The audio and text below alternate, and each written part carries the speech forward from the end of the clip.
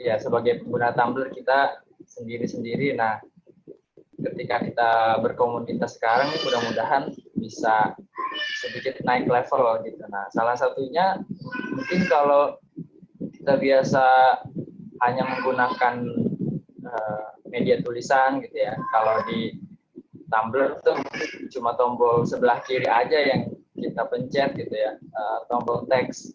Nah, mungkin ada tombol-tombol lain yang belum kita explore gitu, atau fitur-fitur lain. Nah, di sini kita akan coba mengeksplor ya lebih jauh tentang Tumblr. Itu sudah kedatangan pemateri kita yang luar biasa, yaitu Bang Iqbal. Sebelumnya kita mulai bersama-sama aja dengan membaca basmalah. Bismillahirrahmanirrahim. Ya, Bang Iqbal udah bisa dimulai, Bang? Nanti saya akan membacakan skripsinya dulu ya. Atau gimana nih? Kita tunggu ramai dulu nih. Ya langsung mulai aja, bebas. Oke, mungkin kita tunggu 5 menit lagi kali ya biar ada lebih ramai. Ya, karena kita di grup total ada sejumlah grup WA maksimal ya, ada 256 kalau nggak salah. Itu ramai banget, jadi ya ini baru berapa persen ya nih? Aduh, saya 10 per 256 berapa persen? Ya, jadi coba tunggu dulu nanti.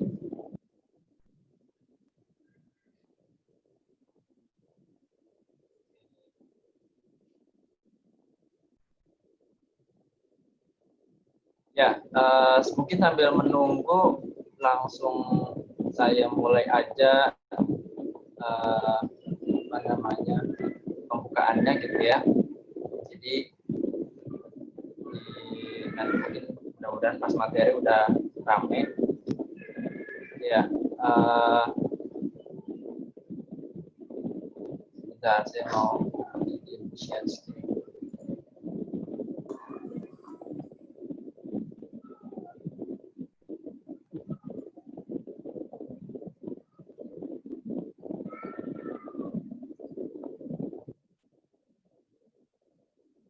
Ya, biasanya saya kalau ngomong nggak bisa sebentar ya, tapi ini kan jadi moderator nih, jadi kamu juga jadi moderator, jadi nggak apa-apa sambil menunggu bisa saya mulai dulu untuk pembukaannya.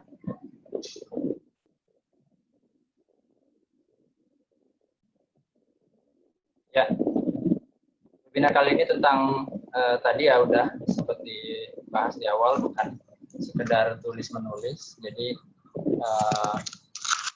coba mengeksplor lebih jauh di Tumblr ini ada apa aja gitu ya, dan ini salah satu referensinya Bang Iqbal yang coba mengeksplor bagian lain dari Tumblr, yaitu dalam bentuk podcast. Dan kalau kita lihat podcastnya kalau saya coba cek di SoundCloud itu udah ada banyak banget ya, mungkin ada ratusan podcast ya, nanti bisa dibahas lebih jauh lah. Ya, ini apa namanya poster publikasinya. Ini cuma di post di grup ya, dari publikasi lebih jauh. Ya, jadi saya mau mengenalkan diri dulu. Nama saya Musfik Mizuddin. Ya, kalau posisi saat ini di Sahabat Tumblr sebagai media divisi kurikulum kreatif di Sahabat Tumblr, jadi yang memfasilitasi teman-teman anggota untuk berkarya. Nah, saya punya akun Tumblr juga, namanya ide-ide. Ya, dari tahun 2012 saya buat akunnya sampai sekarang, itu sudah 8 tahun, lumayan juga. Ya, ini tagline-nya yang saya nggak ganti-ganti di akun Tumblr-nya,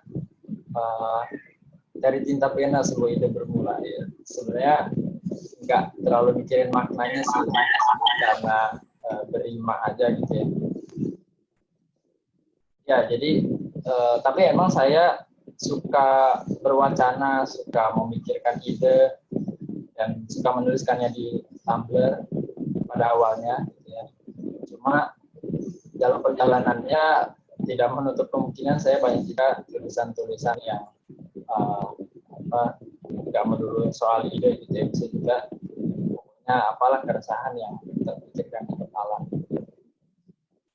Oke, ya ini Bang Iqbal, profilnya saya bacakan. Iqbal Haryadi Putra ya kalau nggak salah nama akunnya. Akun Tumblr juga namanya academicus.tumblr.com. Ya, ini website pribadinya kalau mau. Benar-benar. Dan ini Tumblr-nya ya. Nah, Bang Iqbal juga merupakan host dari podcast Subjektif yang sekarang udah ada lebih dari 100-an podcast gitu ya. Bang Iqbal juga merupakan Head of Marketing at kitabisa.com. Ya pasti teman-teman sudah pada tahu gitu ya, situs crowdfunding, ya salah satu situs crowdfunding terbesar di Indonesia. Jadi Bang Iqbal ini sebagai Head of Marketingnya. Ya. Nah ini kalau ditelusuri lebih jauh ya, ini saya menemukan satu hal yang keren banget dari Bang Iqbal ya. Jadi berhubung saya kerjanya googling terkait sama googling, jadi sekalian aja gitu ya. Kalau kita masukin kata kunci kira-kira siapa Bang Iqbal Haryadi ini, kita bakal menemukan hasilnya di pencarian Google yang rapi banget gitu ya. Jadi kalau saya pernah belajar tentang mesin pencarian itu, ini salah satu bentuk personal branding yang terencana, niat gitu ya. Jadi paling atas itu website pribadi iqbalharyadi.com, terus Instagramnya, LinkedIn-nya gitu ya, terus ada Twitter-nya, Medium, YouTube dan sebagainya gitu. Jadi terencana. Nah, kalau kita coba masukin kata kunci nama sendiri gitu ya, bisa kita lihat sebenarnya, bisa kita cek sendiri hasilnya seperti apa. Nah, saya coba cek sendiri juga ya, punya saya, karena saya tidak punya website pribadi. Paling atas tuh gitu, pokoknya nggak terlalu rapi lah. Ini keren banget ya, Bang. Ya, ini dia yang akan kita bahas hari ini. Jadi ini nanti untuk susunan materinya bisa kita lihat lebih jauh nanti dari pemaparannya Bang Iqbal. Tapi secara khusus mungkin nanti akan dibahas tentang podcastnya Bang Iqbal yang bermula di Tumblr. Ya. Oke. Ya, daripada berpanjang kata, ya karena saya moderatornya aja gitu ya. Mungkin bisa langsung dimulai aja, Bang Iqbal gimana? Ya, bisa dimulai, Bang. Ya, ayo. Oke, langsung aja kita simak materi yang luar biasa dari Bang Iqbal Haryadi ya. Mudah-mudahan kita bisa lebih semangat lagi berkarya di Tumblr, lebih semangat lagi mengeksplorasi. Lanjut langsung aja kita simak materinya bersama-sama ya. Silakan Bang Iqbal. Saya stop. Yang sangat menarik. Oke. Oke, terima kasih Musfik perkenalannya. Oke, gue nyalain video dulu ya. Sama gue share screen sebentar. Setelah mendengarkan sedikit cerita tentang definisi dan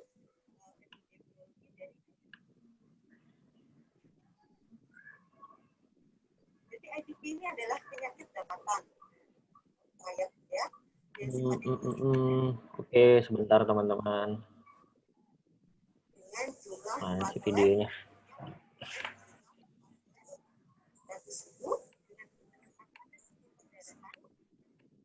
Oke, gue nggak usah nyalain video dulu deh, belum bisa nyala. Oke, sip.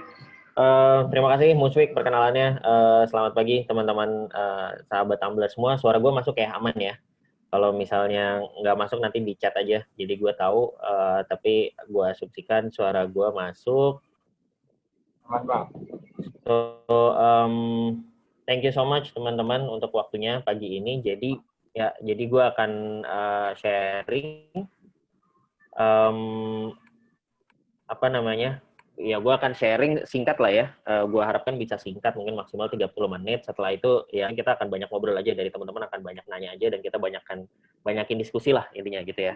Jadi kalau gue pribadi memang apa namanya di Tumblr itu udah dari lama, dari 2010 ya, dan salah satu awal mula gue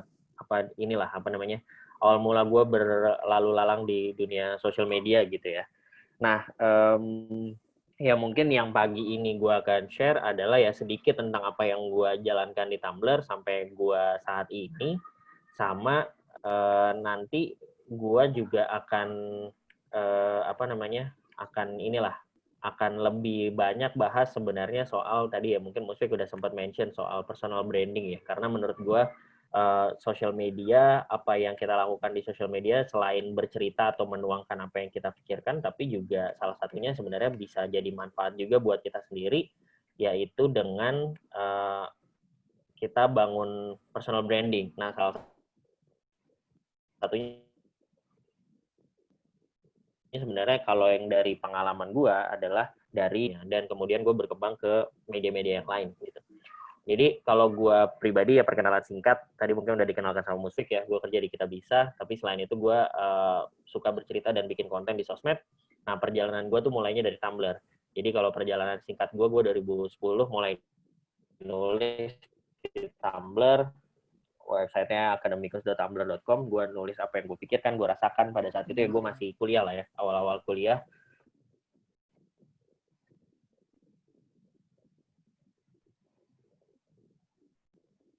Ya gue masih mahasiswa gitu kan, rajin punya pikiran gue. Selain ada pikiran-pikiran keresahan-keresahan galau gitu, tapi selain itu ya gue ada keresahan-keresahan yang gue rasakan. Misalnya pada saat itu gue di UI, gue anak MIPA gitu ya. Kalau di UI itu yang biasanya yang kebanggaannya sangat tinggi gitu ya, anak FISIP gitu. Sementara anak MIPA tuh biasanya agak-agak kurang gitu ya. Nah itu salah satu yang gue rasakan, terus gue coba tuliskan di Tumblr. Tapi selain itu ya gue nulis banyak hal lah gitu ya, teman-teman bisa cari sendiri di tulisan-tulisan gue di Tumblr gitu. Nah dari sana fast forward agak cepat gitu ya. Jadi dari 2010 terus ya gue nulis terus konsisten. 2013 gue mulai agak serius gitu. Waktu itu gue jadi jurnalis di Indonesia Kreatif. Waktu itu ada sebuah media punya yang diprakarsai sama Kemenparekraf pada saat itu. Waktu itu menterinya Bu Mariel Kapangestu. Ya gue belajar jadi penulis profesional lah di situ ya. Gue belajar jadi jurnalis, interview orang dan lain-lain gitu. Terus dari Tumblr juga gue ketemu sama beberapa teman yang bikin satu platform namanya Lend the Book gitu. Ini juga berangkatnya dari Tumblr waktu itu sama Yunus, Kuntawi Aji, terus Fandi. Ini mereka orang-orang yang sebelumnya gue nggak kenal, tapi gara-gara Tumblr jadi kenal, kita connect, dan akhirnya kita bangun platform itu, terus kita bisa menang International Award, bisa keluar negeri, dan lain-lain gitulah. Again, semuanya berawalnya dari Tumblr. Terus dari Tumblr juga, ya karena gue nulis, gue banyak bikin konten, gue akhirnya bisa ketemu sama tim juga, gabung ke Kitabisa, dimulai dari Tumblr juga. Terus gue selain nulis, gue bikin podcast juga tahun 2015. Selain itu gue juga ketemu sama teman-teman Tumblr dan bikin buku bareng gitu. Mutia Pravitasari, Novi Octavian. Kita nulis buku bareng judulnya Bertumbuh, yang sampai saat ini sih alhamdulillah banyak lah yang membaca gitu ya. Dan tulisan ini pun semuanya berangkatnya dari Tumblr kita gitu. Jadi kebanyakan tulisan yang ada di dalam buku ini adalah kumpulan tulisan dari Tumblr kita gitu. Nah, selain itu tadi mungkin kalau untuk masukin konteks yang tadi Musfik udah sempat bahas ya. Jadi karena Tumblr juga gue mulainya kan nulis ya, tapi selain nulis ya gue explore hal yang lain juga gitu. Gue sharing di YouTube, bikin video-video, bahas buku, ngobrol sama teman dan lain-lain. Selain itu, gue juga bikin konten di Instagram, @iqbalhp, mau gue aja di follow. Podcast subjektif tadi yang udah gue sebut ya. Gue bahas banyak tentang keresahan anak muda, apa gimana self development buat anak-anak muda gitu ya. Topik-topiknya beragam lah gitu. Nah, intinya gue bertumbuh dari Tumblr, tapi gue lanjut berkarya ke berbagai channel lain gitu. Dan mungkin salah satu kunci utama yang menurut gue penting untuk gue bahas adalah membangun personal branding gitu. Jadi makanya mungkin kalau yang saat ini gue pengen berbagi lebih banyak soal gimana caranya bangun personal branding via social media, termasuk via Tumblr gitu ya. Karena sebenarnya kalau ini agak melipir dikit ya, karena sebenarnya kalau status quo-nya sekarang, gue sebenarnya udah nggak aktif di Tumblr. Postingan gue di Tumblr itu kayaknya 7 bulan yang lalu gitu, udah lama lah gitu. Gue udah nggak aktif di Tumblr, dimulai karena waktu itu kan sempat ini ya, diblokir dan lain-lain. Gue jadi agak males ngurusinnya, sempat diblokir dan lain-lain. Sampai saat ini sih gue udah nggak terlalu aktif ya. Tapi mungkin cerita yang mau gue ceritakan adalah dari pengalaman gue karena gue berangkat dari Tumblr gitu. Tapi yang namanya personal branding itu bisa dibangun di berbagai social media termasuk Tumblr maupun channel-channel lain. Nah, ini yang mau gue ceritakan gitu ya. Nah, singkatnya pertama kita bahas apa sih personal branding gitu kan. Mungkin kalau gampangnya adalah kita balik aja ke zaman SMA. Kalau ada yang nanya nama lo, terus ditambahin dengan kalimat yang mana, jawabannya apa. Jadi misalnya gue Iqbal nih, kalau ditanya adalah personal branding lo pada saat itu gitu ya. Jadi contoh misalnya Iqbal mana? Oh Iqbal itu Iqbal anak basket gitu. Atau oh itu sih Iqbal Ambon gitu ya. Gue bukan orang Ambon sih ya, tapi kan kita pasti punya teman yang namanya di belakangnya Ambon gitu ya. Atau oh itu sih Iqbal mantannya Raisa gitu ya. Ada banyak lah gitu ya. Intinya ketika ditanyakan apa nama lo dan apa, jawabannya adalah personal branding lo gitu.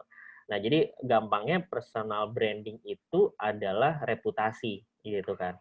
Nah, pertanyaannya adalah apakah reputasi lo saat ini adalah reputasi yang sesuai keinginan lo atau tidak sesuai keinginan lo gitu. Karena kalau sesuai keinginan lo ya bagus. Berarti gimana caranya lebih banyak orang kita perbesar sehingga lebih banyak orang tahu reputasi kita yang baik itu gitu kan. Karena itu memberikan dampak positif buat kita. Tapi yang cilakanya kalau misalnya ternyata reputasi kita atau personal branding itu tidak sesuai keinginan gitu. Misalnya tadi gue misalnya dipanggil karena ya apa nggak ada maknanya gitu ya. Bukannya misalnya ini contoh aja. Bukannya gue nggak mau dibecandain, cuma ya gue nggak mau dikenal sebagai orang itu gitu. Nah gue kalau kayak gitu kasusnya ya berarti harus diperbaiki.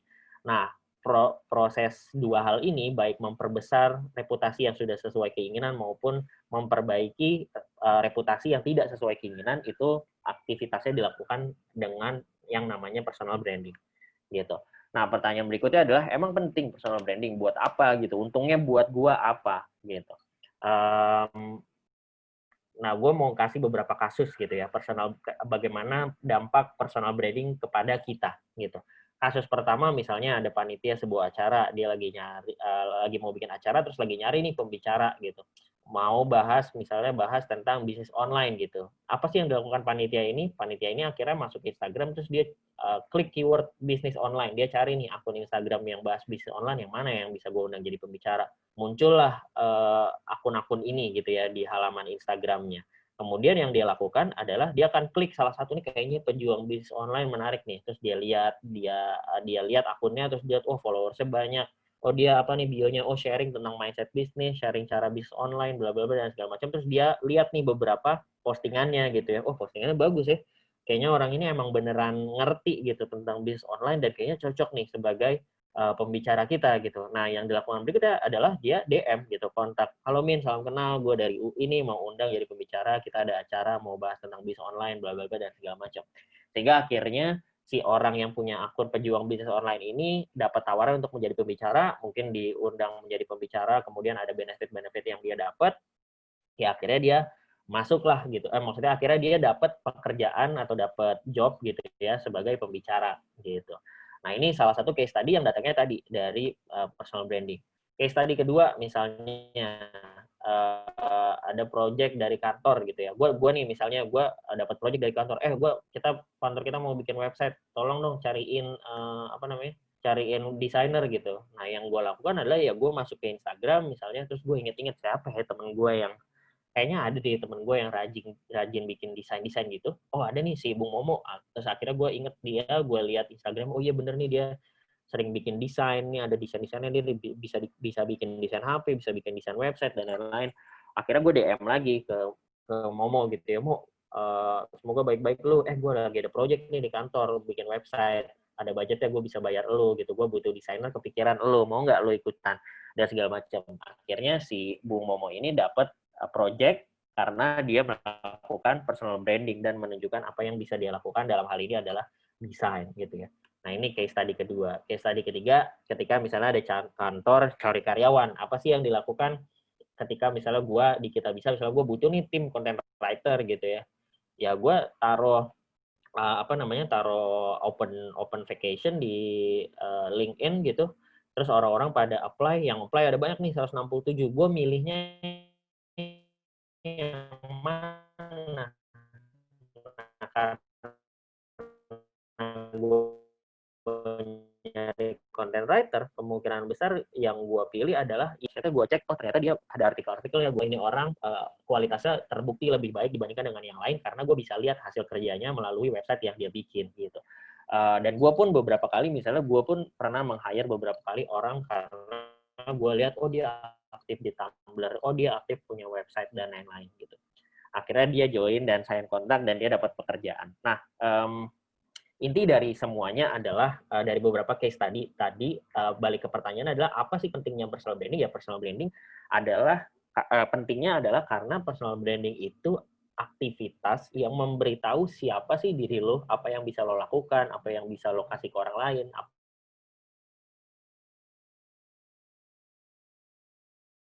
value lo dan lain-lain, untuk membuka, yang gue garis bawahi kan siapa diri lo dan pintu kesempatan gitu ya.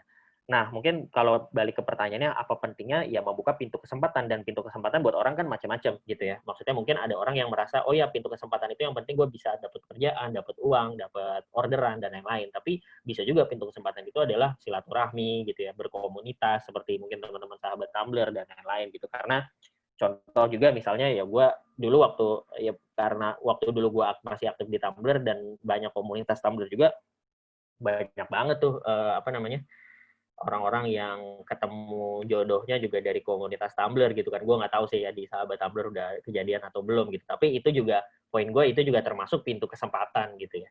Jadi intinya balik lagi, personal branding adalah aktivitas memberitahu siapa diri lo untuk membuka pintu kesempatan yang lo inginkan. Oke, nah berikutnya apa yang perlu gue tahu sebelum memulai personal branding? Nah, beberapa prinsip tentang personal branding yang juga gue aplikasikan ketika gue aktif bikin konten di Tumblr gitu ya. Yang pertama adalah be genuine dan share your subjectivity. Ini mungkin yang banyak orang lupa gitu ya ketika bikin konten di Tumblr ataupun di sosmed lain gitu. Lo harus genuine, harus tunjukin siapa diri lo dan tunjukin subjektivitas lo gitu. Kenapa menurut gue di Tumblr banyak orang yang bikin karya tapi karyanya nggak terlalu stand out? Salah satunya adalah karena mereka berusaha mirip dengan orang lain gitu. Oh, ngelihat nih di Tumblr orang pada bikin puisi, ya udah deh gue bikin puisi juga gitu. Tapi bikin puisinya bukan karena lo emang suka puisi, tapi karena lo ngelihat, oh di Tumblr yang rame orang bikin puisi gitu. Nah, kalau lo ngikut-ngikut orang atau tidak genuine atau ya berusaha untuk terlihat seperti orang lain, pada akhirnya personal branding lo nggak akan terlalu bagus juga. Konten yang lo bikin nggak akan nempel juga di benak orang lain gitu. Jadi poin pertamanya adalah ketika lo bikin konten di Tumblr, apapun bentuknya, ya lo harus genuine dan lo bagikan aja apa subjektivitas lo gitu. Yang kedua adalah first draft is always rubbish. Kalau lo baru mulai, kalau lo baru pertama kali nulis atau baru mulai, baru di bawah 1 tahun, di bawah 2 tahun, nggak usah takut tulisan lu jelek atau karya lu jelek, karena pasti jelek. Ya namanya lu juga baru mulai gitu kan. Pasti ya karyanya jelek, jadi ya udah yang penting mulai aja dulu, tapi kita perbaiki pelan-pelan. Nah, berikutnya adalah personal branding itu bukan berapa, tapi siapa. Maksudnya apa? Maksudnya adalah kalau kita di Tumblr misalnya, ya kan di Tumblr kan juga ada angka followers ya, kita bisa lihat berapa banyak sih orang yang follow kita. Nah, kadang-kadang orang itu sering overthinking dengan ngelihat bahwa, anjir, followers gue dikit banget ya, cuma 200, cuma 300, dan segala macam. Nah, yang sudah gue pelajari dari bertahun-tahun aktif di sosmed adalah personal branding itu bukan tentang berapa banyak yang follow gue, tapi siapa yang follow gue. Semakin spesifik orang yang follow gue, semakin bagus orang yang follow gue. Bagus dalam artian mereka satu frekuensi karena kita share konten-konten yang menarik orang-orang yang satu frekuensi, maka itu akan jauh lebih berharga dibandingkan dengan punya banyak followers tapi orang-orang ini nggak satu frekuensi sama kita gitu.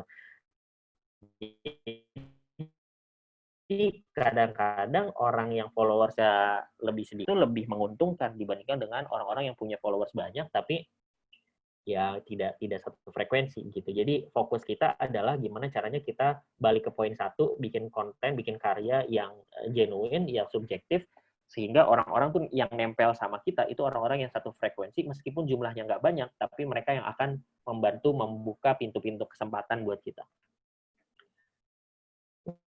Nah, yang terakhir adalah prinsipnya adalah Mike Della. Kalau lo tadi mungkin nyambungin tadi ya, kalau lo baru mulai bikin konten, baru mulai aktif di Tumblr 1 tahun, 2 tahun, 3 tahun itu belum terlalu lama.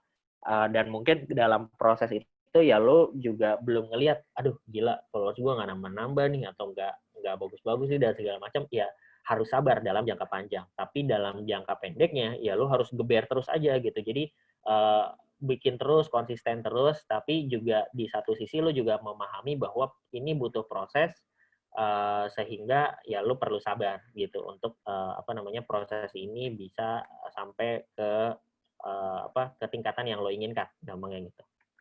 Oke, nah baru kita masuk ke pertanyaan berikutnya. Jadi gimana nih gue melakukan personal branding di Tumblr maupun di sosmed-sosmed lain gitu. Yang pertama adalah pilih platform yang cocok buat lo. Kalau teman-teman di sini kan berarti aktif utamanya adalah di Tumblr ya gitu, karena teman-teman di komunitas Tumblr. Tapi kalaupun teman-teman mau memakai, kalau konteksnya personal branding ini, kalau mau memakai platform yang lain pun ya monggo aja gitu ya. Tapi poinnya adalah kalau gue menyarankan untuk awalan fokus di satu platform aja. Kenapa? Karena ya lo baru mulai gitu. Kalau terlalu banyak yang di-handle nanti malah nggak kepegang dan malah kemana-mana lah gitu ya. Jadinya nggak kepegang, jadinya malah pusing karena harus ngurus Instagram juga, harus ngurus Twitter juga, harus ngurus Tumblr juga, dan lain-lain gitu. Jadi pilih aja dulu yang fokus di satu platform ya, atau 2 platform, atau berapa lah yang teman-teman bisa yakin bisa handle gitu ya. Yang kedua adalah tentukan format yang lo nyaman. Nah ini mungkin tadi masuk ke bahasan mengeksplor Tumblr gitu ya. Nah gue ngelihat memang jarang banget orang-orang yang mau mengeksplor fitur-fitur Tumblr gitu. Kebanyakan orang-orang ya udah fokus aja di teks gitu ya. Padahal kita ketika masuk ke dashboard Tumblr ya kita tahu ada banyak banget pilihan gitu. 1, 2, 3, 4, 5, 6, 7 ya. Sekarang 7. Ada 7 gitu. Ada 7 format yang bisa kita otak-atik gitu. Tapi orang-orang biasanya hanya main di satu aja gitu. Nah, tapi balik ke, karena ini aktivitasnya personal branding, gue sih menyarankan untuk tentukan format yang lo nyaman. Nah, yang perlu dipertimbangkan ada 2 hal. Satu, yang lo paling nyaman. Paling nyaman tuh maksudnya ya lo paling suka gitu ya. Paling suka, karena mungkin ada orang yang sukanya ngomong di depan, ngomong gitu, misalnya ngomong kan lebih gampang misalnya buat beberapa orang daripada gue nulis, mendingan gue ngomong gitu ya, berarti mungkin lo pilih audio. Tapi beberapa orang lain nggak suka ngomong gitu ya, mungkin mereka lebih memilih untuk nulis, ya nggak apa-apa juga. Atau bisa juga dalam bentuk foto, nulis tapi dalam bentuk foto gitu ya, dalam bentuk quote ditaruh di atas foto, gambar, dan lain-lain, itu bisa juga.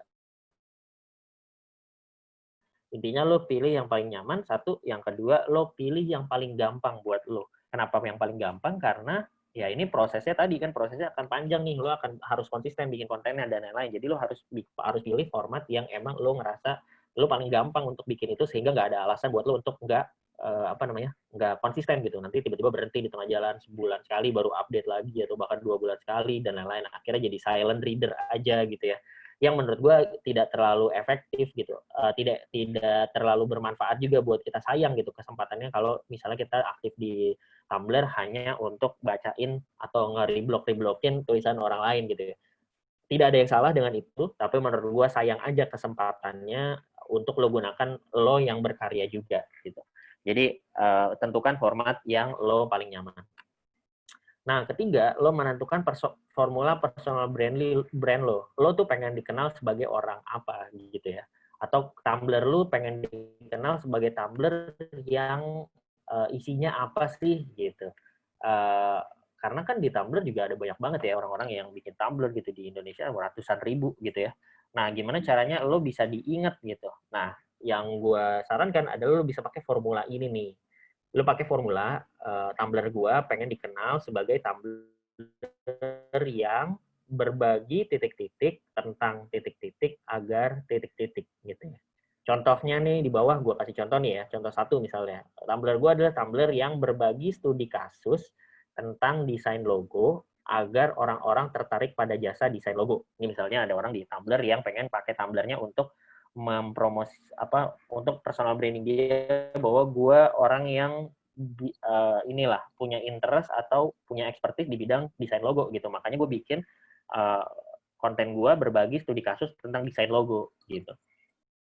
Contoh kedua adalah misalnya Tumblr gue adalah Tumblr yang berbagi meme lucu tentang serunya matematika agar orang-orang tertarik belajar matematika gitu.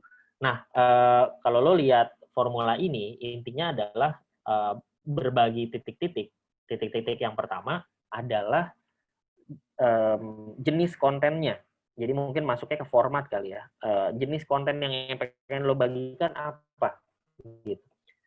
Terus kemudian yang tentang adalah ya tema yang mau lo bahas tuh tentang apa gitu. Apakah tentang desain logo, tentang serunya matematika, tentang mungkin karya sastra, tentang arsitektur dan lain-lain gitu ya. Nah, yang terakhir agar titik-titik yang terakhir itu adalah tujuan lo membuat Tumblr ini gitu. Tujuan lo membuat karya ini biar apa sih gitu. Apa impact yang ingin lo hasilkan dan tertarik belajar matematika, atau ya supaya orang-orang lah gitu, teman-teman bisa menentukan sendiri. Kalau teman-teman bisa nulis formula ini dengan baik, teman-teman akan lebih tergambar dan tidak bingung ketika akan bikin konten gitu. Nah, ini nomor 3 ya, bikin formula personal brand lo.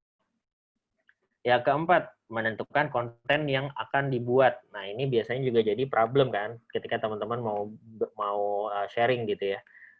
Gue bingung nih mau bikin konten apa gitu ya. Nah, sebenarnya kalau teman-teman lihat di Twitter, di Facebook, di LinkedIn, salah satu common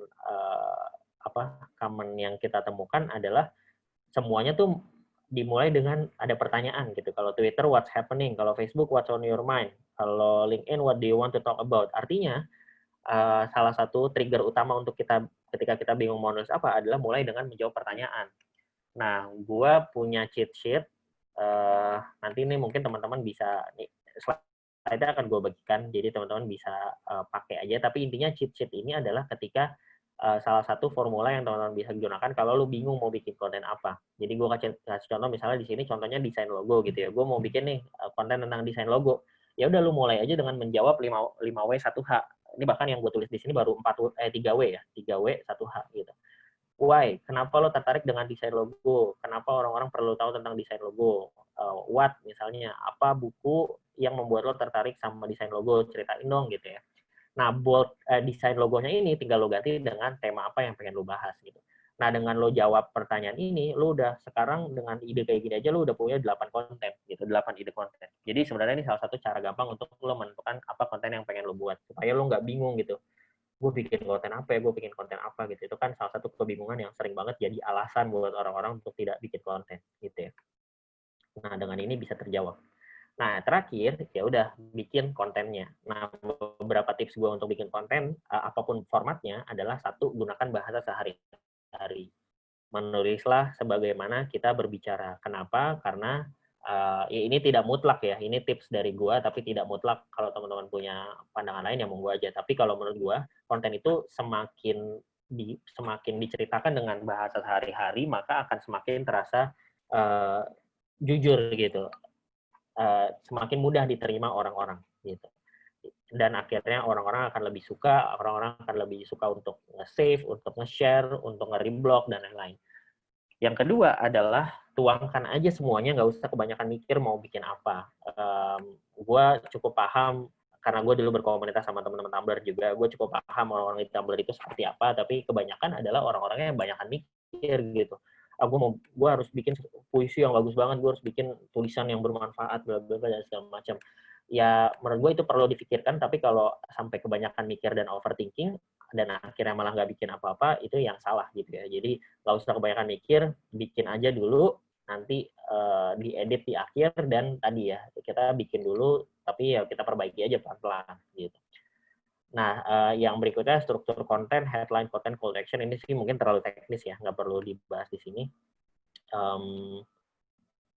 Apa namanya, sama yang terakhir mungkin nih khusus tulisan ya, gue punya tips khusus juga buat white space. White space itu apa? White space adalah gampangnya kalau gue punya prinsip, kalau gue bikin tulisan di Tumblr misalnya, satu paragraf itu maksimal 2-3 kalimat. Kalau udah 2-3 kalimat, gue pasti enter dan bikin paragraf baru. Kenapa? Karena behavior orang-orang membaca konten di sosmed itu, kan kebanyakan orang bacanya di HP kan. Dan kalau misalnya orang-orang ngelihat paragraf itu lebih dari 3 kalimat, itu udah kelihatan sesuatu yang sangat padat gitu, sehingga biasanya mereka akan skip paragraf itu. Nah, sementara kan kita pengen orang baca kan semua konten kita. Jadi rule of thumb-nya adalah 2 kalimat maksimal dalam satu paragraf. Habis itu lo harus bikin paragraf baru supaya lebih enak dibaca. Nah, itu aja teman-teman. Jadi kurang lebih itu sih gambarannya ya, gimana kita bisa mengeksplor Tumblr, salah satunya dengan tujuan untuk membangun personal brand kita.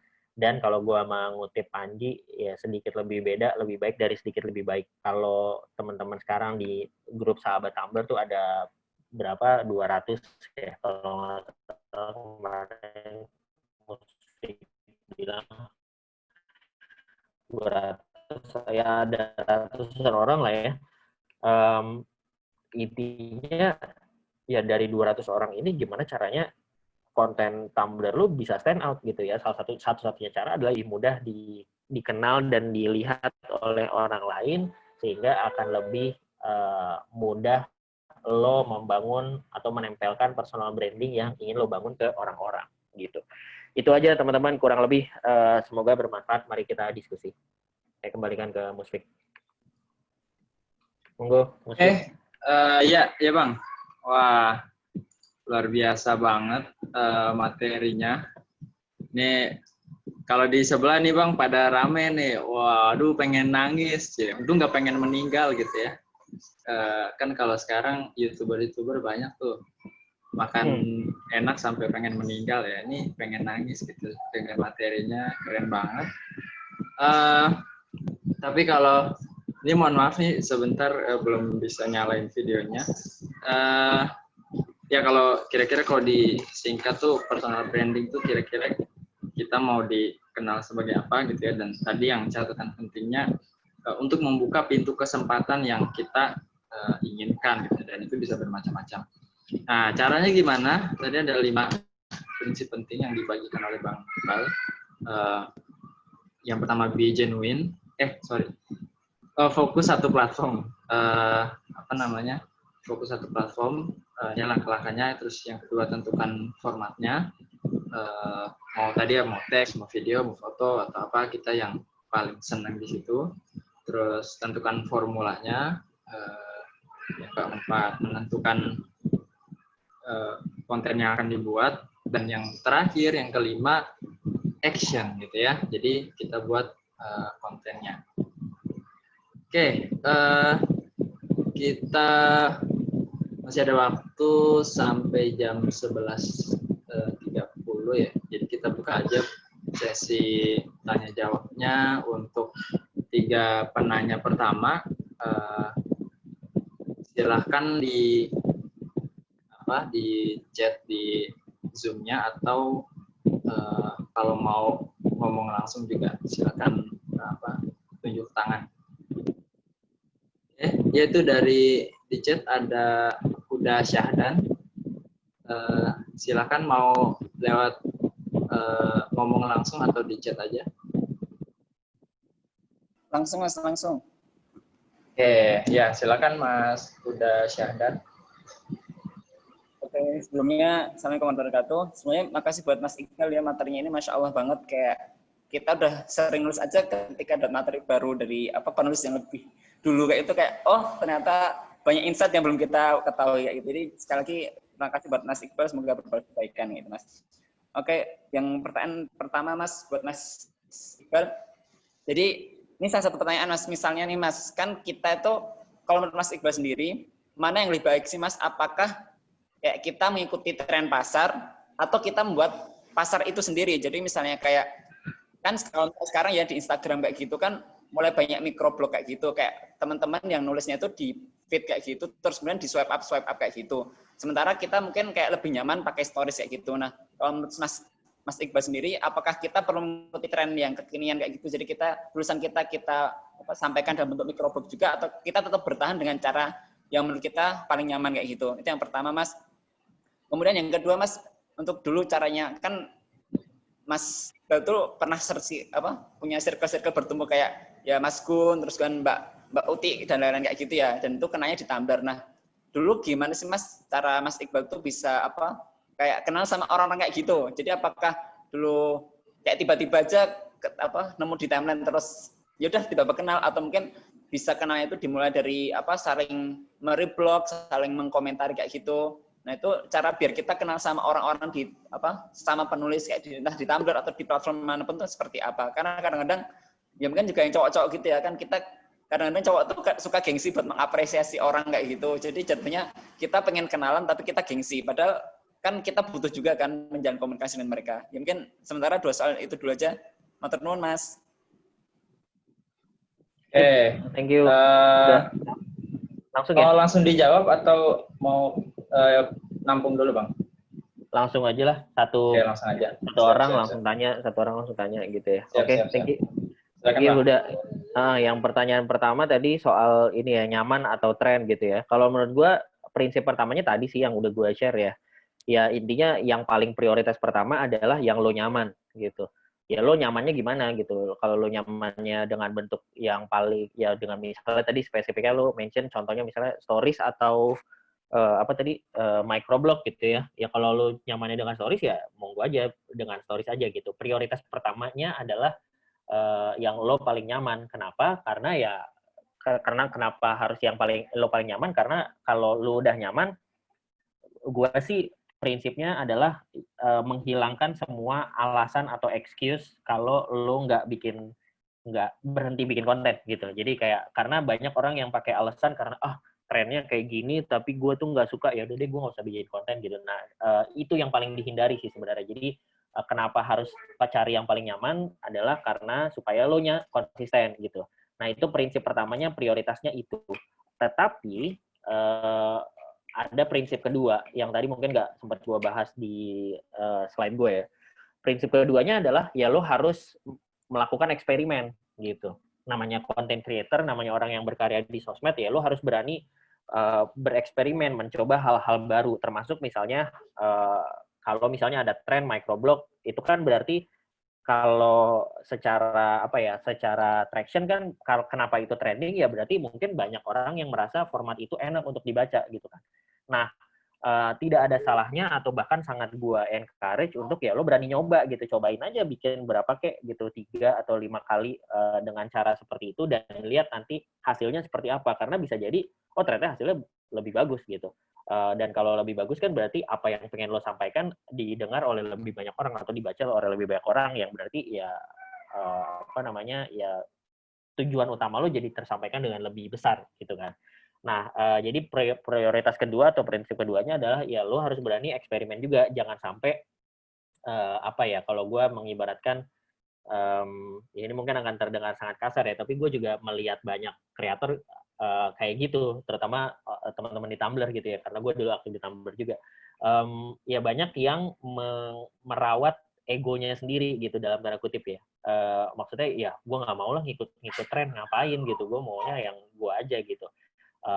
Hanya sekedar untuk menjaga egonya, nggak mau kelihatan ikut-ikutan tren. Padahal nggak ada salahnya juga ikut tren dengan dengan tujuan supaya message yang ingin lo sampaikan atau pesan yang ingin lo sampaikan bisa terdengar oleh lebih banyak orang, karena emang lebih banyak orang ternyata lagi suka ke sana gitu. Nah tapi tujuannya harus jelas, jangan sampai juga ya lo ikut tren hanya karena lagi rame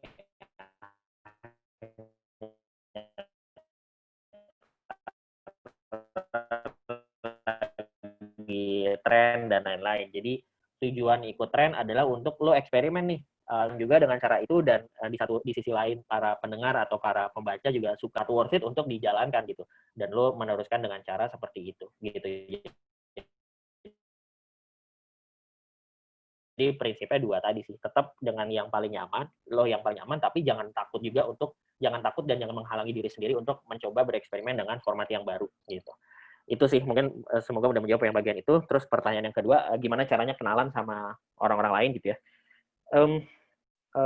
Jawabannya gimana ya? Kalau gue sih jawabannya ada dua ya mungkin ya. Yang pertama adalah lo harus bikin konten yang genuine, yang bener-bener nunjukin siapa lo gitu. Atau yang bener-bener lo banget lah gitu. Kenapa? Karena dengan lo konsisten bikin konten yang lo banget, dan yang nunjukin lo banget, yang jujur, yang genuine dan lain-lain, itu pada akhirnya akan menarik orang-orang yang satu frekuensi sama lo dan akhirnya bisa jadi temen lo gitu. Gue banyak banget juga teman-teman yang orang-orang yang akhirnya gue jadi temen di Tumblr maupun di sosmed lain karena gue bikin konten, terus konten ini resonate buat banyak orang gitu ya, terus orang-orang ini pada DM gue, pada kirim message, kalau di Tumblr pada kirim pertanyaan atau kirim email dan lain-lain. Bang, gue baca tulisan lo yang ini Tumblr, gue dengerin podcast lo yang ini Tumblr dan lain-lain, dan mereka bilang bahwa gue juga ngerasa seperti itu, gue juga satu frekuensi sama lo, gue boleh nggak ini dan segala macam, dan akhirnya kita kenalan, akhirnya kita temenan gitu. Jadi cara paling efektif, cara paling sustainable untuk lo bisa punya teman yang satu frekuensi dari Tumblr maupun dari sosmed yang lain adalah dengan bikin konten yang lo banget, yang genuine, sehingga akan menarik orang-orang yang satu frekuensi. Nah, nyambung ke nomor duanya adalah ya lo networking pada umumnya aja, baik dengan cara mengapresiasi konten orang lain yang lo hormati gitu, yang lo respect atau yang lo suka, maupun ya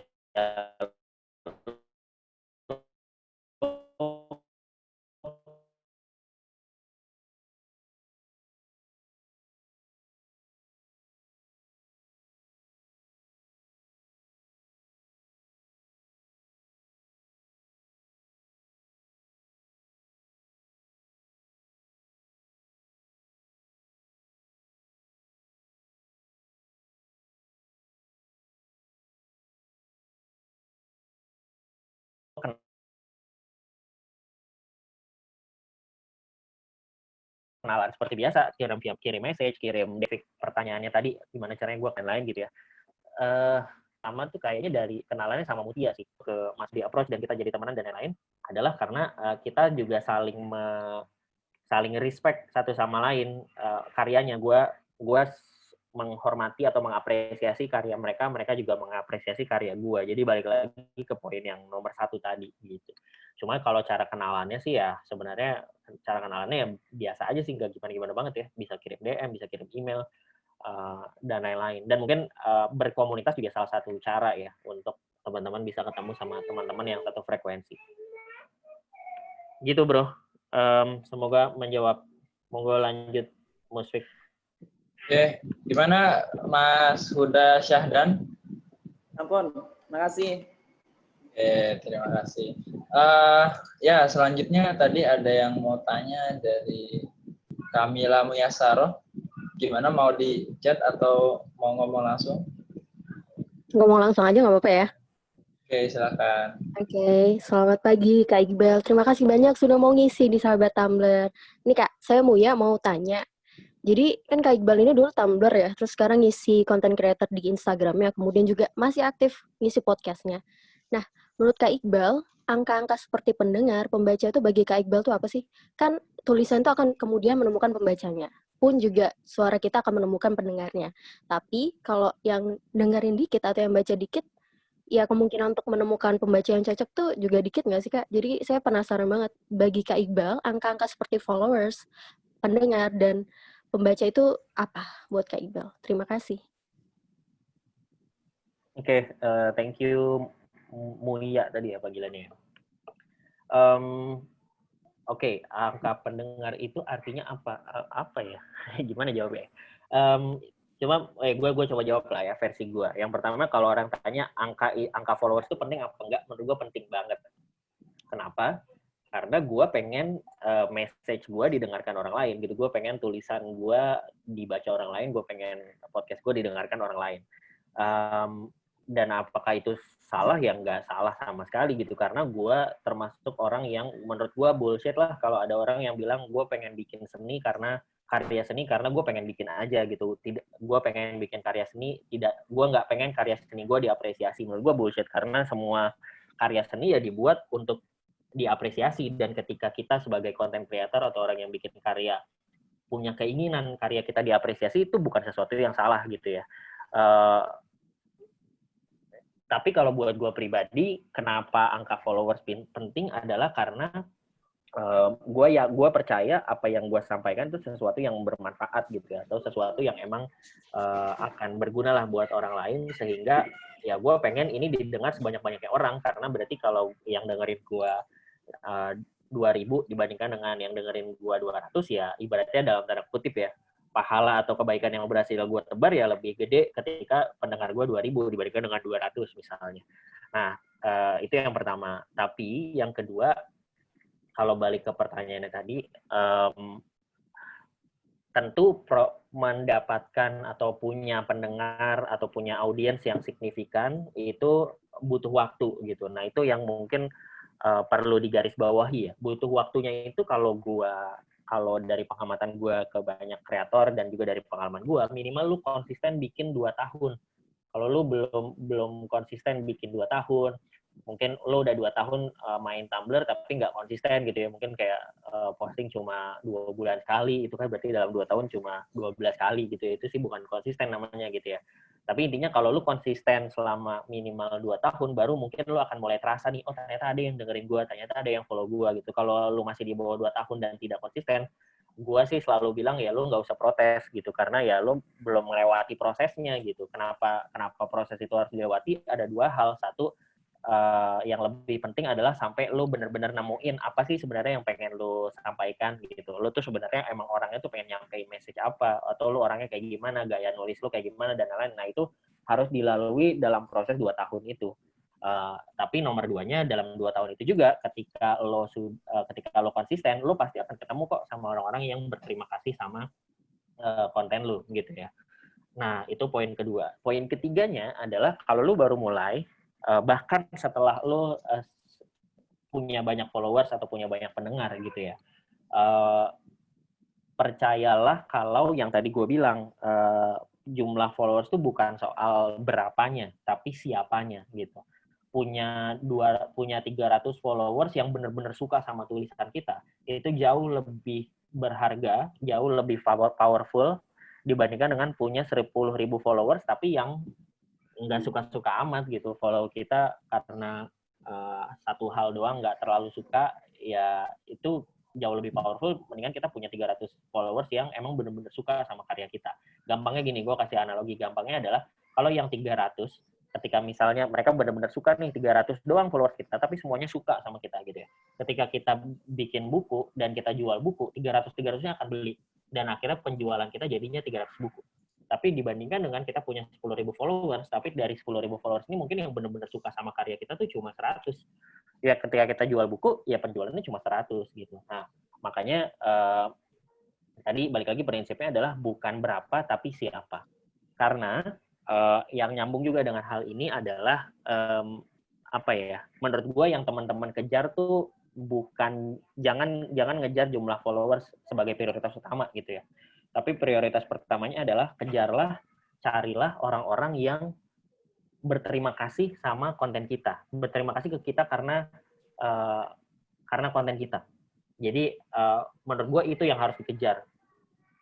Kalaupun kita hanya dapat satu orang dan sebenarnya hanya cukup hanya satu orang aja yang bilang sama kita, terima kasih ya karena tulisan lo kemarin gue jadi semangat lagi nih gitu, atau karena podcast lo kemarin gue jadi sadar dan gue jadi melakukan hal yang perlu lah gitu, melakukan hal yang sebelumnya nggak gue kepikiran, tapi karena dengerin podcast lo gue jadi kepikiran. Thank you ya gitu. Itu walaupun satu orang aja terus bikin karya dan terus jalanin content creation lo gitu, terus jalanin proses lo bikin konten gitu. Nah nanti along the way followersnya akan ikut kok gitu, orang-orang yang mulai sefrekuensi sama lo akan ikut gitu, karena kalau lo di awal-awal punya pengikut ibaratnya ya dalam tanda kutip ya, punya pengikut yang emang suka sama lo banget, mereka yang akan jadi ambasador lo, mereka yang akan reblok-reblokin Tumblr lo, terus akhirnya teman-temannya mereka yang akan ngeliat, lu kenapa sih nge-reblok orang ini mulu, coba deh gue baca juga, ternyata bagus ya, emang bagus ya, dan segala macam, akhirnya nambah kayak gitu. Kurang lebih gitu sih. Ini terakhir sebelum gue tutup ya, mungkin analoginya mirip juga sama kayak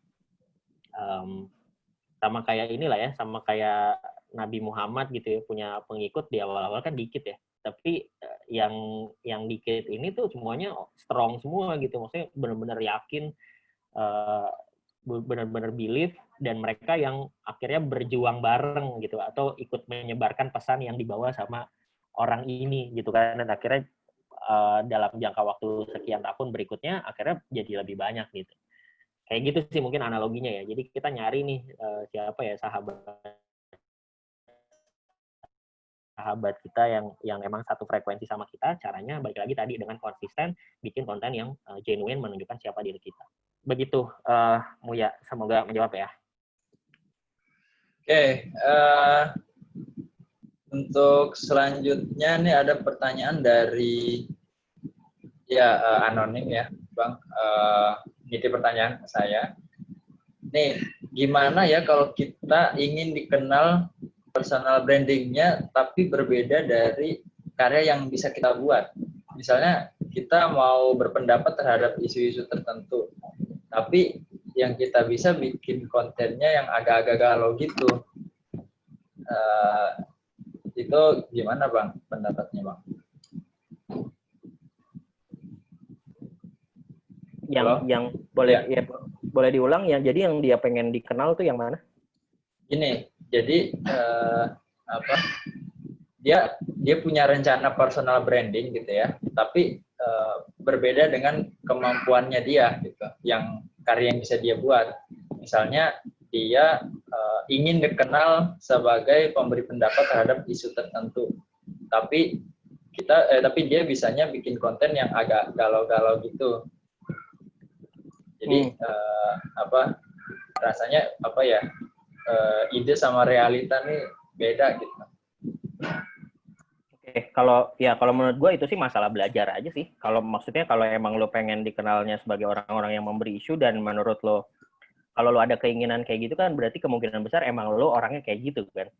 Jadi gue rasa kalau alasannya adalah ya gue nggak bisa bikin konten kayak gitu karena gue bisanya bikin konten yang galau-galau misalnya, ya itu sih menurut gue itu masalah lo belum nyoba aja sebenarnya. Itu overthinking sih menurut gue cukup yakin ya.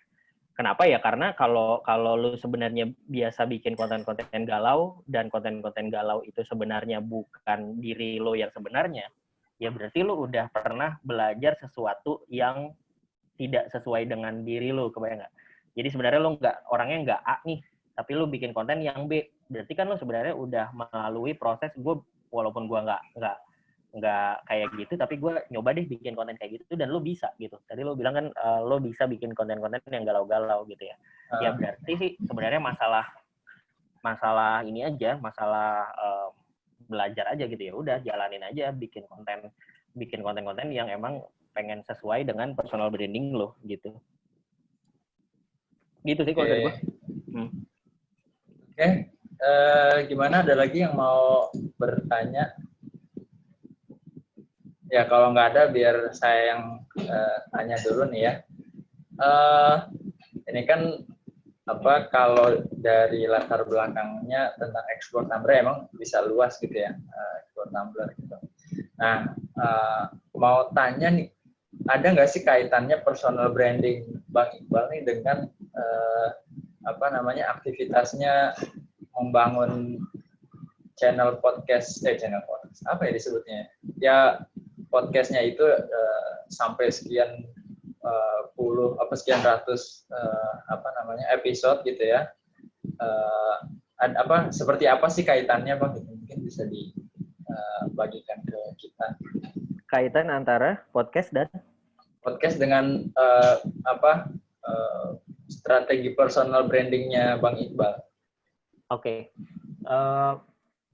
Iya, simpelnya sih sebenarnya kalau dibandingkan antara semua konten gue, maksudnya semua jenis konten yang gue bikin, ada tulisan, ada video, ada podcast, ada foto dan lain-lain gitu ya. Podcast itu yang paling mendekati siapa gue sebenarnya di dunia nyata gitu. Maksudnya kalau lu pengen kalau buat gue ya, ini buat gue pribadi, kalau lu pengen tahu gue paling aslinya di kehidupan kayak gimana, ya lu harus dengerin podcast gue, karena itu yang paling mendekati gue seperti apa. Lu akan bisa paling kenal gue dengan lu dengerin podcast gue gitu. Nah, kalau pertanyaan yang kaitannya dengan personal branding, ya mungkin di sana ya, karena di podcast gue paling genuine, paling tidak difilter, paling outspoken, apapun yang gue pikirkan, karena kan di podcast itu kan kita ngomongin, karena kan kita ngomong ya, dan ngomong itu kan mengeluarkan, gue ngomong rata-rata episode gue 40 menit sampai 60 menit gitu, jadi lama gitu, nggak mungkin gue ngomongnya sesuatu yang di permukaan aja. Jadi yang banyak gue omongin adalah ya ide-ide yang ada di kepala gue, apa idealisme gue, apa keyakinan gue gitu, dan lain-lain, dan itu yang akhirnya mungkin jadi salah satu faktor yang membuat orang-orang yang dengerin podcast gue itu yang paling nempel atau merasa punya kedekatan sama gue gitu, karena yang gue bagikan adalah pemikiran-pemikiran gitu. Terus yang gue bagikan adalah sesuatu yang paling genuine, paling mendekati kebenaran dengan dengan bagaimana gue sebenarnya di dunia nyata, sehingga pada akhirnya kaitannya dengan personal branding. Ya mungkin salah satu yang membangun personal branding gue paling kuat atau paling nempel adalah salah satunya podcast gitu. Gitu bro. Oke. Kalau yang bisa diaplikasikan sama teman-teman, bottom line-nya sih sebenarnya, atau garis bawahnya sebenarnya di ininya ya, di genuinity-nya gitu. Semakin lu genuine, semakin mudah atau semakin powerful personal branding yang lo bangun dan nempel di benak orang-orang gitu. Oke. Luar biasa jawaban dari Bang Iqbal ya. Ada lagi yang mau nanya? Nggak apa-apa kalau nggak ada nih moderatornya, ini ya, listnya banyak nih. Tapi kan sayang ya, masa moderator semua yang nanya. Gimana? Ada yang mau tanya lagi? Hands up aja kalau misalnya males ngetik chat gitu ya. Hands up terus langsung speak up.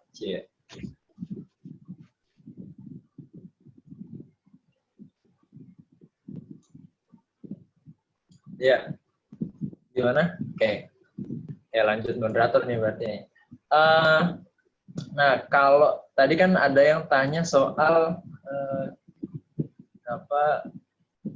tadi bikin karya gitu ya, itu beda sama, maksudnya perencanaan personal brandingnya beda sama kapasitas yang dia rasa dia mampu. Meskipun tadi ya ternyata problemnya overthinking, dan kalau dari Bang Iqbal kan jawabannya ya udah belajar aja gitu. Nah, ini kalau saya kan fokusnya di podcast ya, nggak apa-apa kalau teman-teman mau tanya terkait hal yang lain. Nah, kalau terkait sama podcast, ada nggak sih influence tertentu yang jadi inspirasinya Bang Iqbal selama membuat podcast? Influence utama gitu? Ya, influence ya. Inspirasi utamanya yang itu kan lumayan tuh, bisa sampai sekian puluh itu kan energinya harus gede tuh, bisa sampai bikin banyak gitu. Ya, kalau influence siapa ya? Banyak sih sebenarnya. Tapi mungkin ya nggak selalu spesifik ke podcast ya. Ya kayak beberapa influence gue tuh kayak misalnya Panji Pragiwaksono, terus siapa lagi ya? Gue banyak baca buku sih ya. Gue banyak baca buku, banyak nonton interview di YouTube yang luar negeri gitu. Kalau podcast dulu awal-awal gue tuh banyak dengerin di luar juga ya, podcast kayak Star Talks, Neil deGrasse Tyson, dan lain-lain gitu sih. Intinya sih sebenarnya ada banyak sih, kalau inspirasi atau influence ada banyak, tapi secara umum biasanya gue dapet inspirasinya dari apa yang gue baca, karena gue paling sering baca buku, sama dari apa yang gue tonton di YouTube atau interview gitu. Oke. Oh, ini ada yang nanya nih, tapi lumayan singkat ya pertanyaan. Bang, minta tipsnya dong gimana kalau lagi blocking pas bikin konten. Nah itu gimana Bang pendapatnya Bang? Ya itu tadi udah dibahas yang di slide-nya. Bikin dengan jawab pertanyaan, terus nanti ikutin aja cheat-sheet-nya. Oh, oke. Berarti langsung praktek aja ya dari slide-nya Bang Iqbal ya. Iya, intinya blocking konten itu sebenarnya mitos. Maksudnya ya itu kita aja yang beralasan blocking dan segala macam. Kan sebenarnya intinya kalau kita tahu apa yang mau kita tulis kan kita sebenarnya tinggal nulis aja kan, nggak usah banyak alasan gitu. Jadi sebenarnya yang penting kita tahu apa yang mau kita tulis. Nah, caranya ya dengan cara yang tadi gue jelasin, nanti gue share aja ininya slide-nya.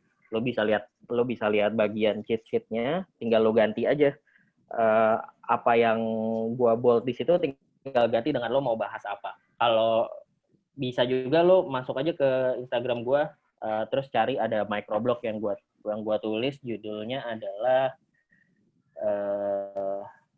lupa gue. Oh tuh, bingung bikin konten apa nih, gue kasih tipsnya. Itu judulnya.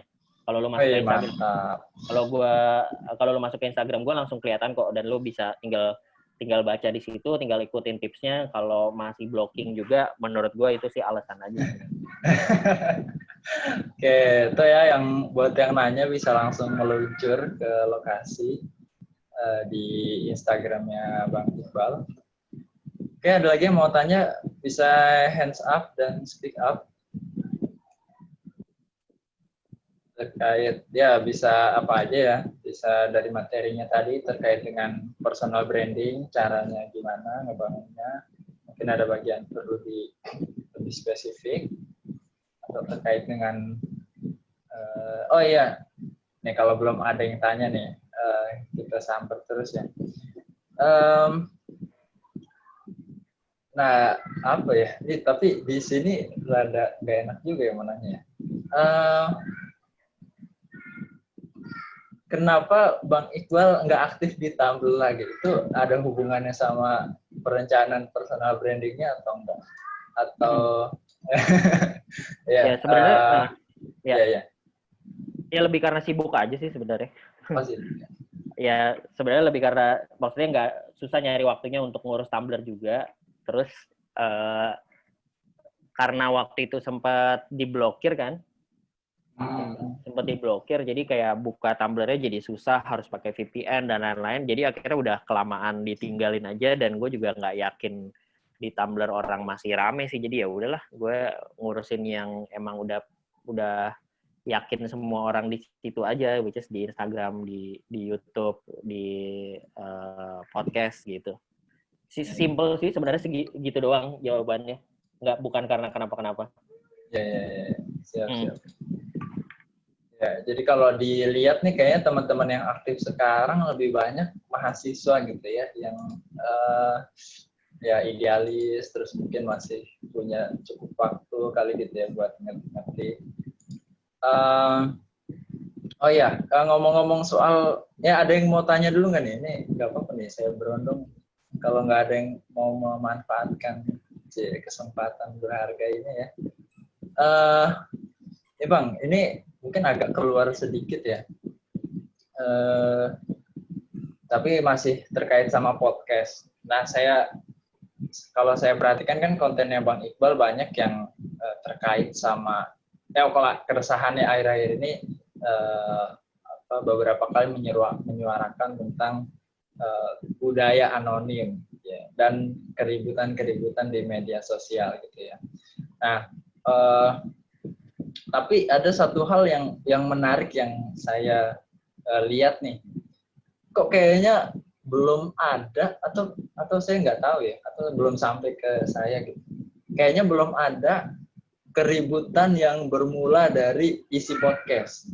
Jadi kalau keributan dari potongan video, keributan dari gambar, apa kemarin misalnya Korma dan Klepon ya, ya, dan seterusnya gitu, itu kan ada gitu. Tapi kayaknya belum ada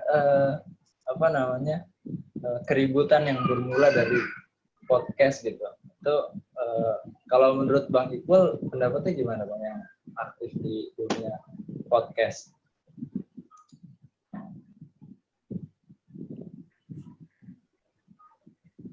Lebih tepat belum ada atau jarang sekali ya, mungkin kalau nggak ada sih kayaknya mungkin ada kali ya, tapi kita nggak tahu kali ya.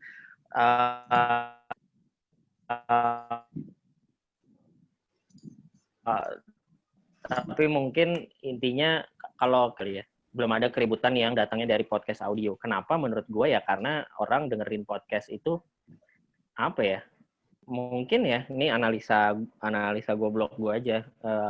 Orang yang dengerin podcast itu emang orang yang pengen dengerin orang itu gitu. Siapapun yang dia dengarkan gitu ya. Dan ketika dia nggak setuju, ketika dia bisa tahan mendengarkan orang ini atau mendengarkan podcast itu, ya berarti kan dia orang yang sudah cukup dewasa untuk tahu mana konten yang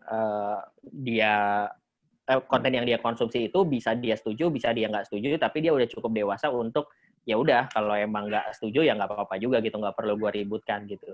Dibandingkan dengan kenapa misalnya video atau foto itu lebih mudah atau lebih sering jadi bahan keributan adalah karena secara konsumsi konten kan lebih gampang kan kalau video dan foto gitu ya, sehingga orang yang mengkonsumsi konten itu biasanya secara range background, secara range usia gitu, itu biasanya lebih tinggi, lebih lebar, sehingga kemungkinan orang-orang yang seharusnya tidak mengkonsumsi konten tersebut dan salah salah interpretasi itu lebih gede gitu. Kebayang nggak maksud gue? Jadi kalau misalnya lu nyebut foto Korma Klepon gitu ya, kenapa rame? Ya karena kan bentuknya foto ya. Dan kalau bentuk foto ibaratnya orang yang dari yang nggak sekolah sampai yang kuliah S3 itu bisa mudah untuk mencernanya dan mudah untuk bacanya gitu. Terus dari segi usia, dari bocah sampai orang yang udah tua banget, kemungkinan juga sangat mudah untuk mencernanya, sehingga bisa jadi sebenarnya yang ribut-ribut itu adalah orang-orang yang emang nggak sekolah, misalnya maksudnya nggak sekolah tuh poinnya maksudnya nggak punya pengetahuan yang luas gitu ya, sehingga meributkan hal yang sepele gitu, atau misalnya bocah-bocah yang mungkin baru kenal internet jadi pengen bacot di internet, akhirnya ngeributkan sesuatu yang sebenarnya nggak penting juga untuk diributkan gitu. Tapi kalau podcast biasanya sih ya orang-orang yang tahan dengerin podcast adalah orang-orang yang sudah cukup punya wawasan gitu, atau punya cukup kedewasaan untuk tahu ketika ada yang dibahas di dalam podcastnya dia tidak setujui, ya mungkin dia nggak perlu, atau dia akan mengemukakan pendapatnya dengan cara yang lebih proper gitu. Gitu sih. Ini ada yang tanya, mungkin satu lagi kali Bang ya. Ya dari Rosda Rodiana, silakan Kak Rosda. Bismillahirrahmanirrahim. Terima kasih banyak atas kesempatannya. Ini Mas Iqbal, maaf ya kalau agak OOT, pertanyaannya nggak tentang podcast atau personal branding. Ini kan judulnya Explore Tumblr, bukan sekedar tulis-menulis ya. Nah, aku tuh sering banget nemuin tulisan-tulisan di Tumblr itu kadang isinya tentang curhatan-curhatan atau galau-galau kayak gitu. Nah, kira-kira buat anak introvert, gimana caranya biar dia itu bisa pede buat nulis, tapi juga bisa menghasilkan solusi. Jadi nggak cuma sekedar galau-galau, menye-menye. Wah, menarik. Ya. Terima kasih. Ya, oke, Rosda. Kalau gue tangkap tadi kayaknya pertanyaannya mungkin jadi dua hal yang berbeda ya. Satu, gimana caranya introvert mengemukakan pendapatnya lewat tulisan ataupun lewat medium lain. Yang kedua adalah gimana caranya tidak terbatas pada bikin konten yang menye-menye aja gitu ya. Oke, kalau yang soal introvert mengemukakan pendapat sih, ya kebetulan gue sih bukan introvert ya, jadi mungkin gue juga nggak bisa mewakili secara menyeluruh, cuma prinsip utamanya adalah ya sebenarnya mungkin balik ke yang tadi ya, ketika lo mau bikin konten, ya lo menentukan dulu format yang paling nyaman buat lo apa gitu. Kalau lo sebagai introvert, format yang paling nyaman buat lo apa? Apakah lewat tulisan, apakah lewat audio aja karena muka lo nggak kelihatan, apakah bisa jadi lewat video, tapi lo membelakangi kamera gitu, bisa juga gitu kan. Tapi intinya sih sebenarnya kuncinya menurut gue di situ ya. Ya lo formatnya apa gitu, karena kalau masalah apa yang pengen dibahas, menurut gue mau introvert mau ekstrovert ya semua orang punya sesuatu di kepalanya yang pengen dia sampaikan gitu kan, pasti punya keresahan yang dia rasakan gitu. Nah, tinggal cara menyampaikannya mana yang paling cocok buat lo. Misalnya kalau lo introvert ya mana yang paling cocok buat lo, apakah lewat tulisan, apakah lewat apa dan lain-lain gitu. Jadi ya pilih aja format yang paling nyaman buat lo gitu. Sehingga setelah itu ya udah lo sampaikan aja konten atau keresahan yang ingin lo sampaikan. Itu yang pertama. Yang kedua, kalau misalnya masalah menye-menye dan solusi dan lain-lain ya, menurut gua dengan lo bertanya seperti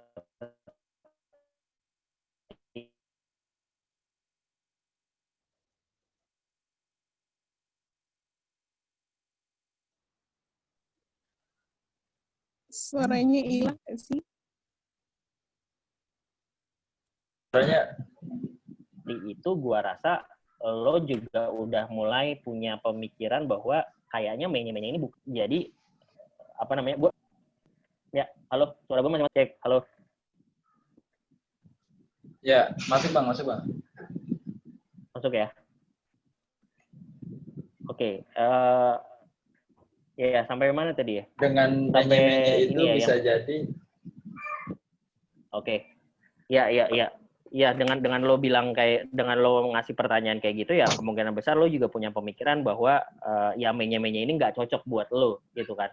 Lo nggak ngerasa terlalu satu frekuensi nih sama konten yang menye-menye ya. Bukan berarti yang konten menye-menye atau galau ini sesuatu yang salah ya, tapi lebih ke ya berarti lo juga perlu jujur aja sama diri sendiri ya, lu cocok nggak dengan konten-konten ini? Apakah lo mengapresiasi konten seperti ini atau ya lo mengapresiasinya konten yang lain? Misalnya tadi yang lo sebut ya pengen juga kasih solusi dan lain-lain gitu ya.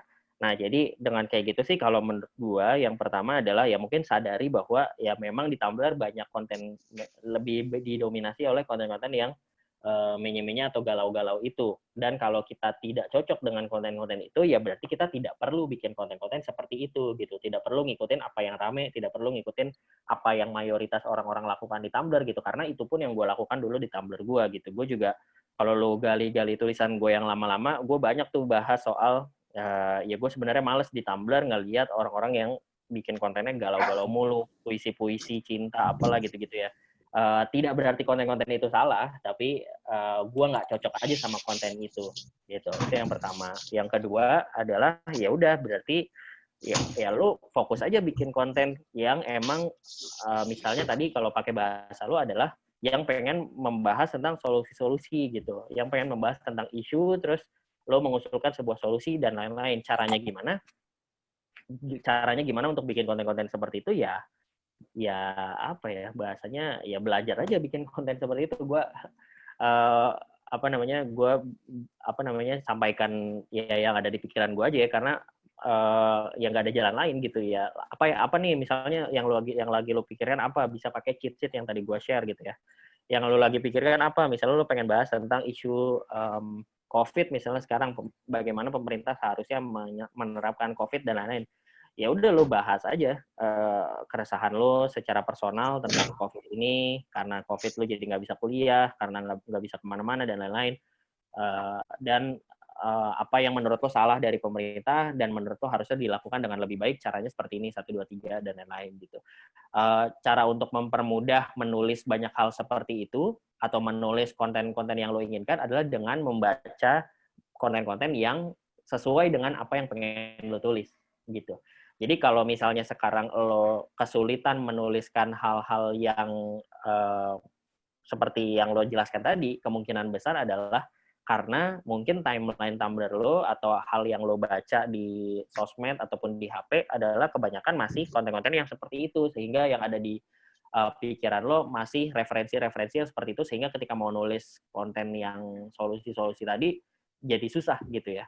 Nah, makanya caranya adalah ya lo mesti lebih banyakin baca konten-konten yang sesuai dengan apa yang pengen lo tulis gitu. Jadi mungkin misalnya lo lebih banyak baca opini-opini di media gitu ya, atau mungkin follow lebih banyak orang-orang yang emang outspoken ngomongin argumentasi dan lain-lain gitu, dengan kayak konten-konten yang sesuai dengan yang pengen lo bikin. Gitu sih mungkin jawabannya. Oke, siap. Terima kasih banyak, Mas. Oke, itu tadi jawaban dari Bang Iqbal ya. Jadi kita perbanyak referensi dari yang dunia atau isu-isu yang mau kita masuki gitu ya, supaya kita bisa bergerak ke sana. Karena kalau kita bacanya yang galau-galau terus ya, yang di kepala, berarti bakal masuknya ke topik yang itu terus gitu Bang ya. Oke. Gimana Bang, masih bisa terima pertanyaan lagi atau masih ada 8 menit lagi, satu lagi lah. Oke, satu lagi ya. Sebenarnya ada satu lagi nih, biasanya ada beberapa yang anonim ya, saya bacain aja. Wah, ini luar biasa nih, ini rada-rada juga. Dengan posisi Bang Iqbal sekarang misalnya sudah punya, bisa dibilang misalnya sudah punya pengaruh gitu kan, dan seterusnya, misalnya istilahnya aset intangible-nya gitu ya, yang di media sosial itu udah sebanyak itu gitu kan. Nah, yang membuat masih terus berlanjut membuat konten tuh motivasinya apa Bang? Itu sih pertanyaannya ya. Oke.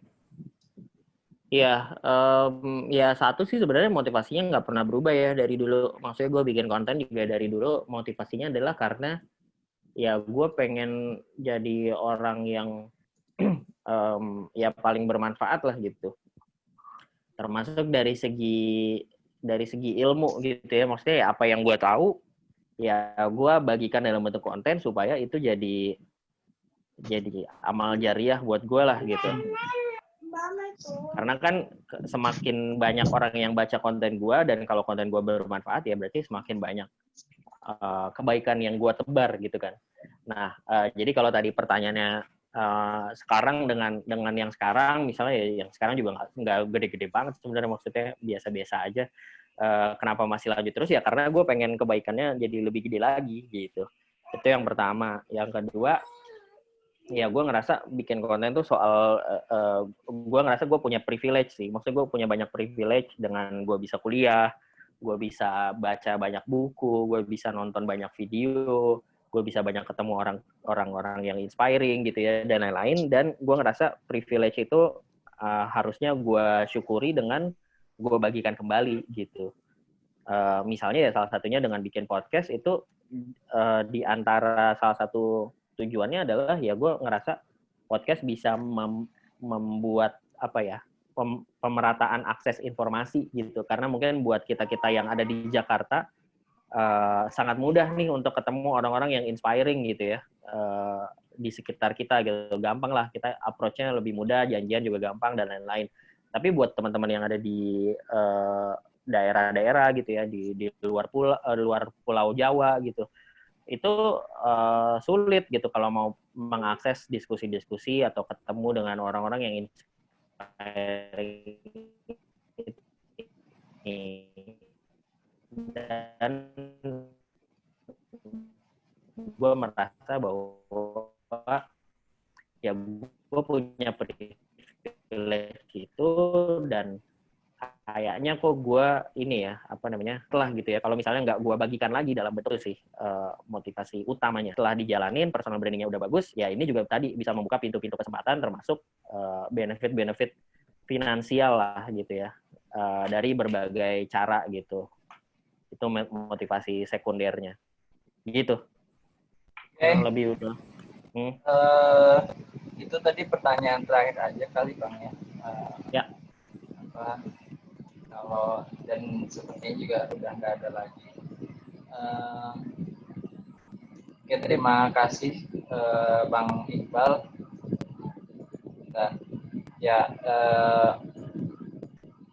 atas kesediaannya, kalau kita coba summarize gitu ya.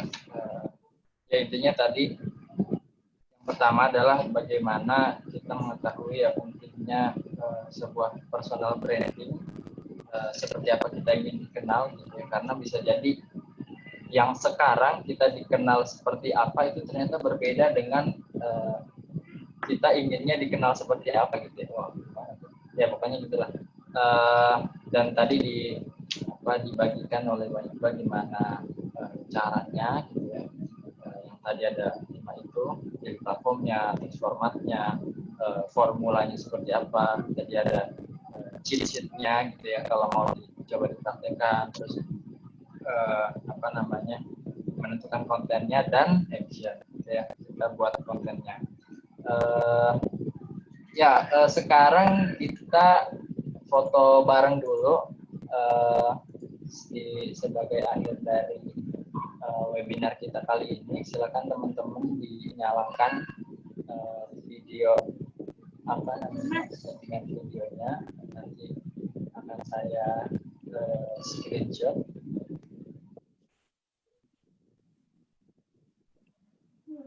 Disuruh nyalain videonya.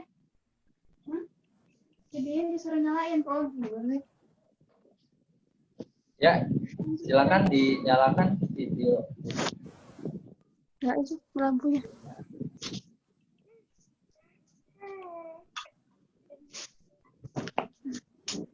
Itu yang buka.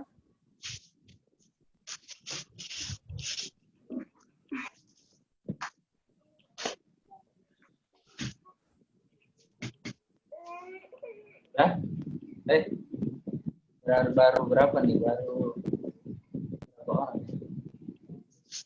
Ya, silakan yang lain dibuka. Nyalakan settingan.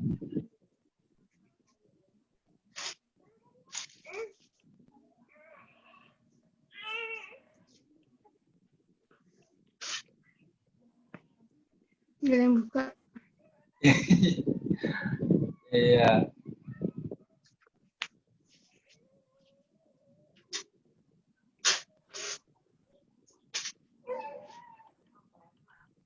Ya, ada Mas Huda, ada Mbak Ana ya, Alika.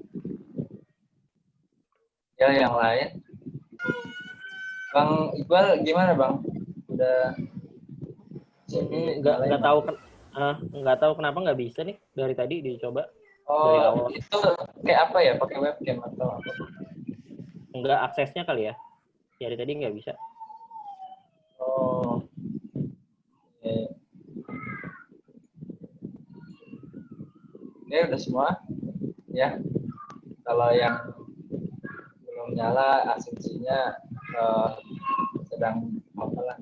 Ya nggak mau ditampilin aja. Oke. Mas Huda atau saya nih Mas?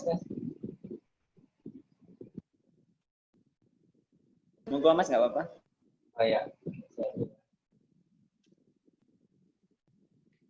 Ini saya juga karena nyobain jadi moderator baru pertama, jadi pakai kamera belakang HP.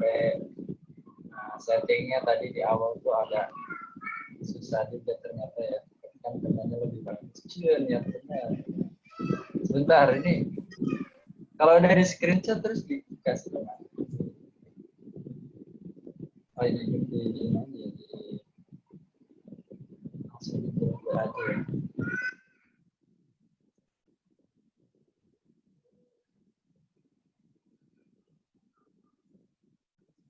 Oke, harusnya dihitung ya. Ulang.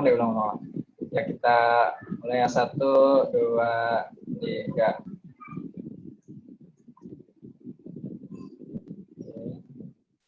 Ya, karena cuma 1 layer, jadi udah ya.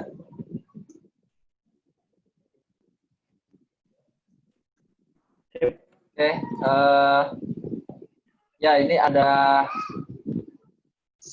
Bang, ada semacam sertifikat ala-ala ya. Tapi yang mau kagok ini, aduh. Oke,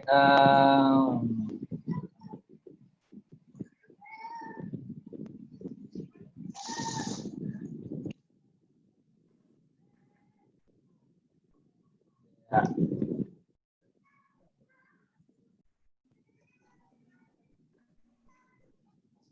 Nah,